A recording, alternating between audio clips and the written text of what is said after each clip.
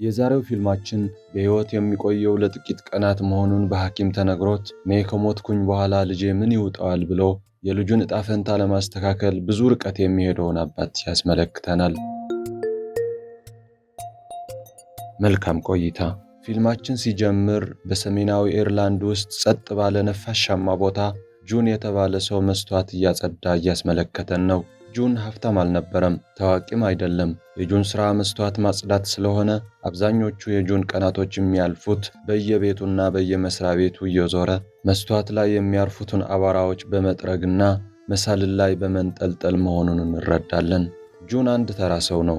ለ4 ዓመት ልጁ ሚካኤል ግን ሁሉም ነገሩ ነው። የማይክ እናት ምንም ሳትል ሳትናገር ያሉበትን ዕዳዎችና የቤተሰቡን ኃላፊነት ጁን ላይ ጥላ ከጠፋች በኋላ የነበሩትን የጭንቅ ቀንና ሌሊቶች ጁን ብቻውን አሳልፈዋል። ግን ከነዛ አስከፊ ጊዜያት እየታገለ ልጁን ማይክ እናትም አባትም ሆኖ እያሳደገው ነው። ጧት ቀድሞ ይነሳል። ልጁን ማይክ ከእንቅልፍ እንዳይነቃ እየተጠነቀቀ በኩሽና ውስጥ ጉድ ይላል። ከዛ ልጁን በእርጋታ ቀስቅሶ ልብሱን ካለበሰ በኋላ ቁርሱን አብልቶ ምሳውን ቋጥሮ ወደ ትምህርት ቤት ይወስደዋል። ከዛም ጁን ቀኑን ሙሉ ያለ እረፍት ይሰራል። ልጁ ከትምህርት ቤት ከተመለሰ በኋላም እራቱን አብልቶ እንቅልፍ እንዲወስደውም ተረት ይነግረዋል። እያነበበለት ልጁን ከተኛ በኋላ የቀረውን የቤቱ ሥራዎችን ሰርቶ ነበር ለራሱ ጥቂት ሰዓታትን የሚያርፈው። በመሆኑም ጁን በሚሰራው ሥራ ብዛት እጆቹ ሻክረዋል። ከአንድ ቦታ ወደ ሌላኛው ቦታ ዕቃዎቹን ራሱ ስለሚያጓጉዝ ጀርባውን በጠና እያመመው ነው። ቢሆንም ግን ቅሬታ የለውም። ምክንያቱም ይህ የሚሆነው ለመኖሩ ብቸኛ ምክንያት ለሆነው ለልጁ ሚካኤል ነው። ለማይክ እጅ መለስለስ የጁን እጆች መሻከር ነበረባቸው። ከዕለታት አንድ ቀን ጁን 3ኛ ፎቅ ላይ ያለውን መስታወት እያጸዳ እያለ ተንሸራቶ መውደቁን ሰዎች ተረባርበው በአምቡላንስ ሕክምና ወስደውት ከብዙ ሰዓታት በኋላ ሲነቃ ዶክተሩ መጥቶ ለጁን የማይድን በሽታ ስላለው በሕይወት ለመቆየት የምትችለው ጥቂት ወራት ብቻ ናቸው ብሎ እንደነገረው ፊልሙ ያስረዳናል። ጁን በሰማው ነገር በጣም ደንግጦ ግን ምንም ቃል ሳይናገር ዝም አለ። ለሱ ብቸኛው በውስጡ የያዘው ሐሳብና ጥያቄ እኔ ስሞት ልጄ ማይክ ምን ይሆናል የሚለውን ነበር። ማይክ ጫማውን እንኳን አስተካክሎ ማጥለቅ የማይችል ትንሽ ልጅ ነው እያለ ልጁን በር ላይ ቆሞ የሱን መምጣት ሲጠባበቅ በዓይነ ሕሊናው ይታየዋል። ከዛም ጁን አንድ ውሳኔ ላይ ደረሰ። የልጁን ማይክ ዕጣ ፈንታ ለበጎ አድራጊ ድርጅቶች ከሰጠው የተሻለ ሕይወት ይኖረዋል ብሎ ስላላመነ ለልጁ ልዩ ፍቅር ሊሰጡት የሚችሉ ልክ እንደ ልጃቸው የሚያሳድጉትን ቤተሰብ ለመስጠት የሚያስችለውን ቆራጥ ውሳኔ ወሰነና ማፈላለግ ጀመረ። ወደ እርዳታ ድርጅት በመሄድም ልጅ ለማሳደግ ጥያቄ ያቀረቡትን ሰዎች እየተገናኘ ብዙ ጥያቄዎችን ይጠይቃቸው ነበር። ትዕግስት አለህ? በጠዋት ነው የምትነሳው? ለልጄ የሚሆን ፓንኬክስ መስራት ትችላለህ? ልጄንስ እንደ ራስህ ትወደዋለህ? እያለ ይጠይቃቸዋል። ውድ ተመልካቾቻችን ያሉትን ሐሳብ አስተያየት ኮመንት ሴክሽን ላይ ያስቀምጡልን። ጁን ለማይክ የፈለገውን ቤተሰብ ለማግኘት ቀላል አልነበረም። አብዛኞቹ የጁን ጥያቄ ሲመልሱ ጥሩ ነበሩ። የሚፈትናቸውን ፈተናዎች ማለፍ ግን አልቻሉም። ቢሆንም ግን ጁን ፍለጋውን እየቀጠለ ነው። ምክንያቱ ከልጁ የአብራኩ ክፋይ የሆነው ሚካኤል የወደፊት ዕጣ ፈንታ በላይ ምንም የሚበልጥበት ነገር ስላልነበረ በየቀኑም ልጁን ማሳደግ ፍላጎት ያላቸውን ሰዎች ከድርጅቶች መረጃ እያመጣ አንድ ወንጀል መርማሪ በጥልቀት እንደሚመረምር መረጃዎቻቸውን ይመረምራል። በአካል እየሄደም ቤታቸው ይጎበኛል። አንዳንድ ቤተሰቦች ሀብታም ናቸው፣ የሚያምሩ ቤቶች፣ ብዙ መኪኖች ያላቸው፣ ግን ውስጣቸው ሰላም የላቸውም። ፈገግታ የሚታይባቸው ብልጭልጭ ብቻ ናቸው። አንዳንድ ቤተሰቦች ደግሞ ደግነታቸው ገና ከዓይናቸው የሚታይ ነበሩ።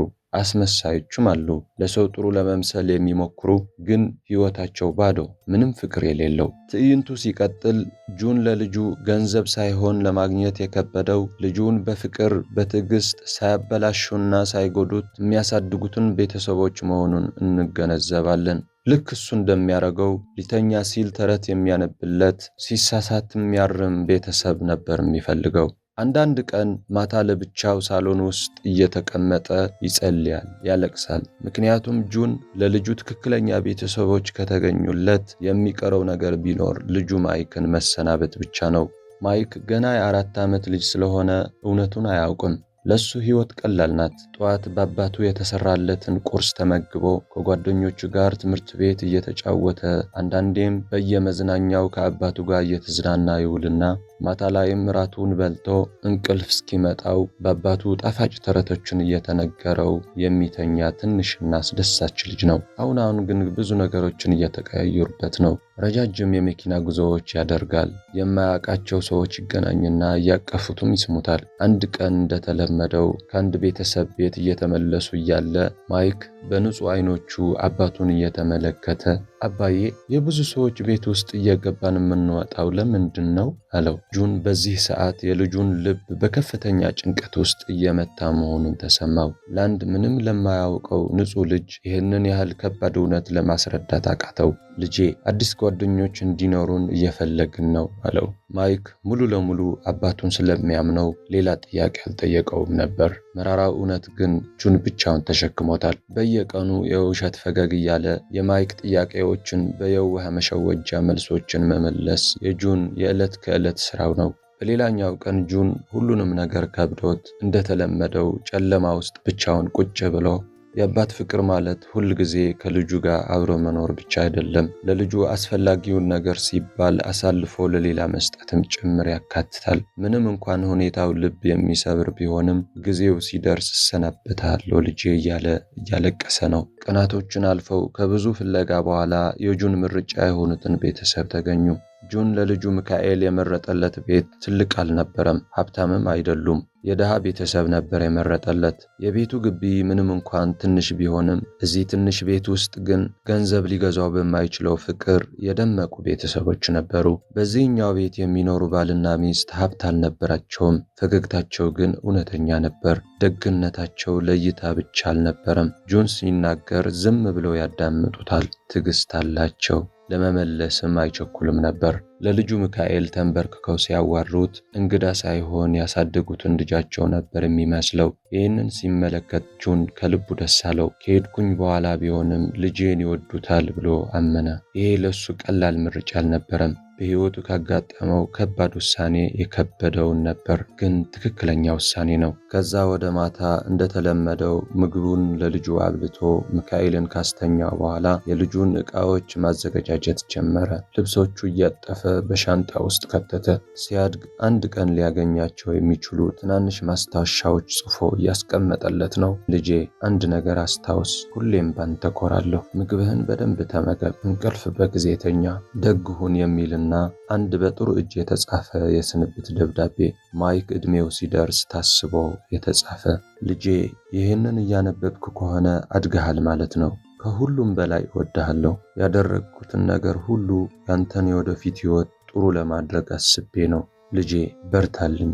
እናም በጭራሽ እንዳትረሳ፣ አንተ የኔ የሁል ጊዜ ታላቅ ስጦታዬ ነህ የሚል ደብዳቤ ነበር የጻፈው። በንጋታው ጁን ለመጨረሻ ጊዜ የማይክን ቁርስ ለማብሰል በኩሽና ውስጥ ማሰናዳት ጀመረ። ያን ቀን የተለየ ስሜት እየተሰማው ነበር። ልጁን በጥንቃቄ ያለበሰው፣ እያንዳንዱ እንቅስቃሴ የመጨረሻው እንደሚሆን እየተሰማው ነው። ትዕይንቱ ሲቀጥል ጁንና ማይክ አስፋልት ጥግ ላይ ቆመው ባስ እየጠበቁ ያስመለክተናል። አንድ ነጭ ባስ ይመጣና ገብተው በጸጥታ እየሄዱም ያሳየናል። ከዛም ወርደው ወደ አንድ ቤት ይሄዱና ማይክ እንዲከፍቱት በሩ ላይ ያለውን የቤቱ ደወል ይጫነዋል። ጁን በሐዘን በሩን እየተመለከተ ይቆይና በሩን ሲከፈት ፈገግ ይላል። የልጁን የማይክ ቤተሰቦች ነበሩ። ሁኔታው ልብ ይሰብራል። ከዛም ብዙ ሳይቆይ በጸጥታና በሰላም ተልእኮውን በድል አጠናቆ ጁን እንዳረፈ እየተረዳን ፊልሙ ያልቃል። ውድ ተመልካቾቻችን ያሉትን ሐሳብ አስተያየት ኮመንት ሴክሽን ላይ ያስቀምጡልን። እናመሰግናለን። ሰላም።